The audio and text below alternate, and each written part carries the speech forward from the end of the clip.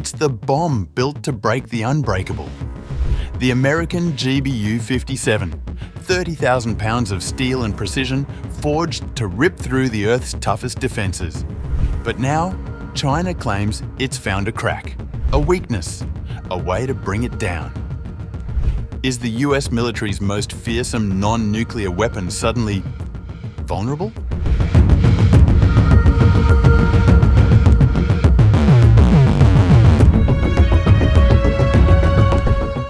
China is drawing fresh attention in the global defence conversation, not by deploying its own arsenal of bunker-busting munitions, but by claiming it has identified key vulnerabilities in the United States' most powerful conventional bomb.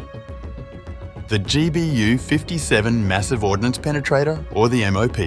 The claims come from a new study published in China's Journal of Gun Launch and Control, led by researcher Cui Xingyi from the Northwest Institute of Mechanical and Electrical Engineering. The GBU-57, developed by Boeing, is a 30,000-pound precision-guided bomb designed to penetrate deeply fortified underground facilities. It has become a strategic asset for the US Air Force, recently deployed in the June 22nd Operation Midnight Hammer Strikes, targeting suspected Iranian nuclear bunkers. But the Chinese research team believes they have found a structural weakness that could be exploited using existing technology. The GBU-57's robust egg-shaped nose is designed to withstand high impact forces and burrow through reinforced concrete. However, the study claims its side armour, made of high-grade steel, is only a few centimetres thick. That, say the researchers, may leave it vulnerable to lateral attacks. The study explains that shells must strike the bomb at an angle shallower than 68 degrees to avoid deflection. If successful, they argue, the internal explosives, typically inert during flight, could be ignited by heat and shrapnel within a narrowly defined altitude window between 3,900 and 4,900 feet.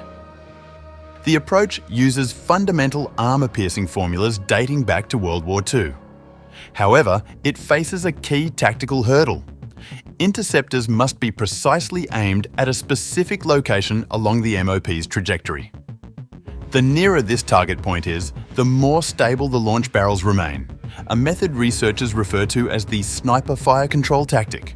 To model this scenario, the Chinese researchers used simulations involving Swiss-made Oerlikon GDF anti-aircraft guns, systems that are widely deployed across the Middle East, including in Iran. Firing 35mm shells at a range of 1,200 metres, the guns can unleash 36 rounds in 2 seconds. In the simulation, this setup achieved a 42% kill probability. This sniper-style interception has several advantages. It reduces the targeting burden on fire control systems and compresses response time to just 1 millisecond. It is engineer-ready with current tech. They argue the technique offers a cheap, scalable counter to one of the most expensive munitions in the US arsenal, provided the right weapons and conditions are in place.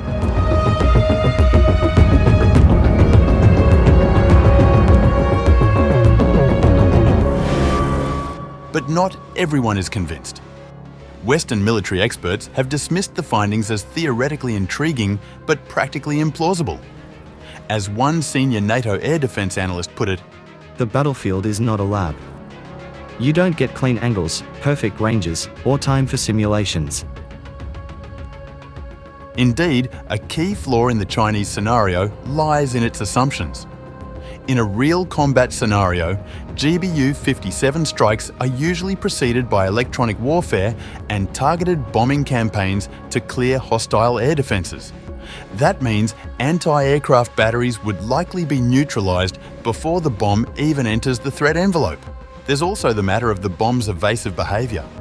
Before impact, the GBU-57 often executes last-minute manoeuvres, making it extremely difficult for ground systems to track its trajectory. The margin for error is razor-thin, and the window for interception mere seconds. Further, even if such a hit were achieved, it is unclear whether a few shells would actually cause the kind of ignition or damage predicted in simulations.